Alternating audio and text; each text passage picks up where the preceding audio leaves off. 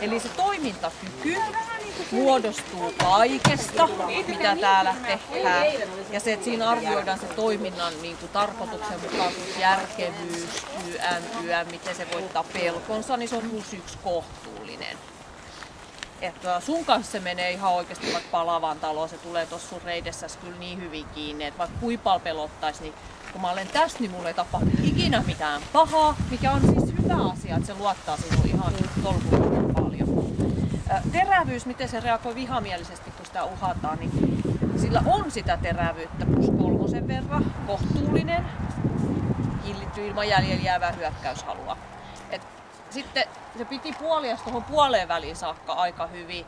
Sitten se oli, ei, nyt on pakko vetää niin kuin täydet taakse ja nyt iski paniikin poikainen, niin se loppui saman tien siihen. Ja. Ei sitä niin kuin uhata yhtään sen enempää, kun hän oli sitä mieltä, että nyt mä revin itteni irti tästä seinästä. Mutta sillä on.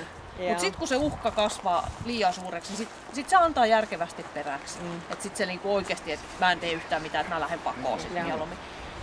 Ja sama toi puolustushalu, niin se on kans +3 kohtuullinen, hillitty. Et haluahan sillä on. Et siinä vaiheessa kun tullaan ihan lähelle, niin sit saa ottaa jo vähän pakkiin. Mut sit hän oli vielä sieltä, kun siirtyi, niin tuli semmonen jälkikäyttö, niin että kyllä sitä halua oikeesti on. Mutta kun sä tiedät, kun sä et pelännyt siinä, että ei sua hakata, niin mutta armiassa, jos sulla tulee se tilanne oikeesti, niin kyllä se sieltä kuulee nappasee ihan varmaan. Taisteluhalu. Se on sitä luontaista leukojen ja lihasten käyttöä ja miten se nauttii siitä. Ja niin vastustaa näitä tehtäviä myöskin. Niin se on nyt -1 pieni.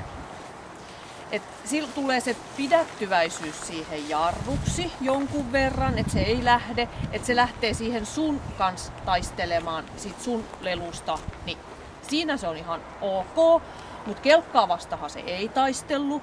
Pätkääkään se vaan seistä pönötti ja katso kun se tuli. Ei se taistellut haalarilla, ei se taistellut tynnyrillä. Se niinku sen luontainen taisteluhalu on pieni. Hermot +1, hieman rauhaton.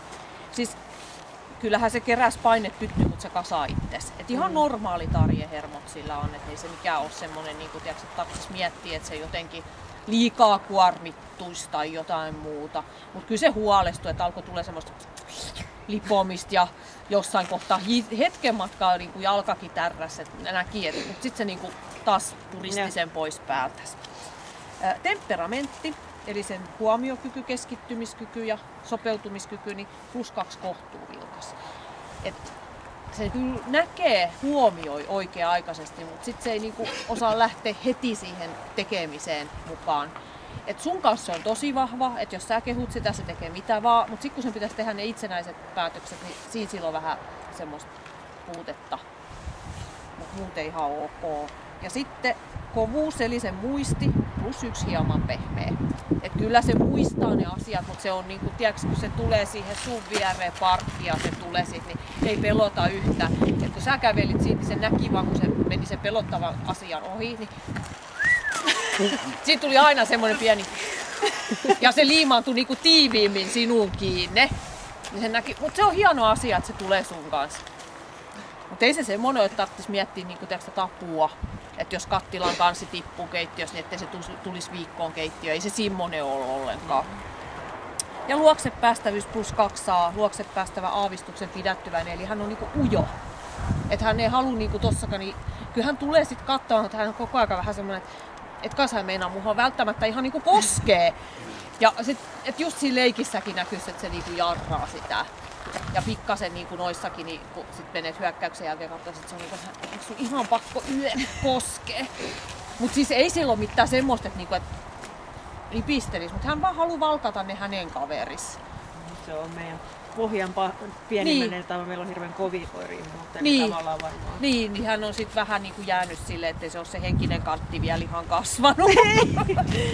Ja laukausvarma. Pluspiste jo 124 ja sitten ikävinä toi miinus tuli tuolta taisteluhalusta 10, niin 114 ja hyväksytty. Onko siinä sertikkasas? Joo vai? Sitten tulee valio. Onneksi olkoon. Voi täältä saada tänne. Joo, kiitoksia. Joo, oliko meidän rottweilerit?